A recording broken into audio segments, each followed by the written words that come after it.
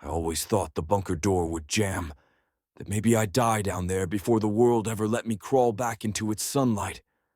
But this morning, as the old steel hatch groaned open, a warm beam cut through the dust and hit me square in my one good eye. For the first time in 38 days, I stepped outside. The forest was quieter than I remembered, almost too quiet. Not even the wind dared to whistle through the pines. Just the soft crunch of my boots as I followed the path out from the old safe house. That's when I saw it.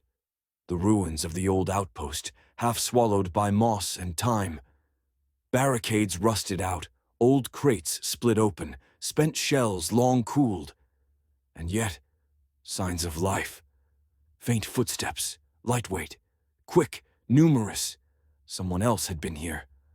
I kept low, moving between rocks and broken fencing while the morning sun tried to blind me. My radio crackled, but no voices came. Not that I expected any. Most of us didn't make it through the night storms. 7:27 hours. Movement. North Ridge. A small figure darted between boulders, red feathers, frantic pacing. Not a friend. I braced myself, finger resting against the trigger guard. Steady breath.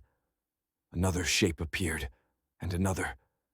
I counted 4 of them at first. Quick little scavengers, the kind that attack in packs and carve up bigger birds with whatever scraps they've strapped to their wings.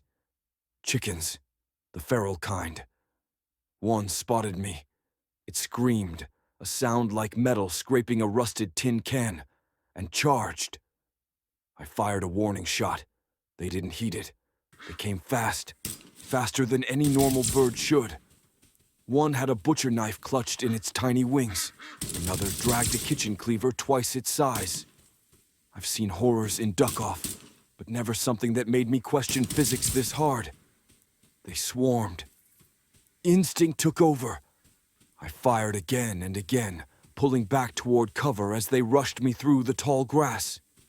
Their blades flashed in the sun, tiny murderous glints. 2 dropped. 1 clipped my vest, the 4th leapt, screeching. I put it down before it touched the ground.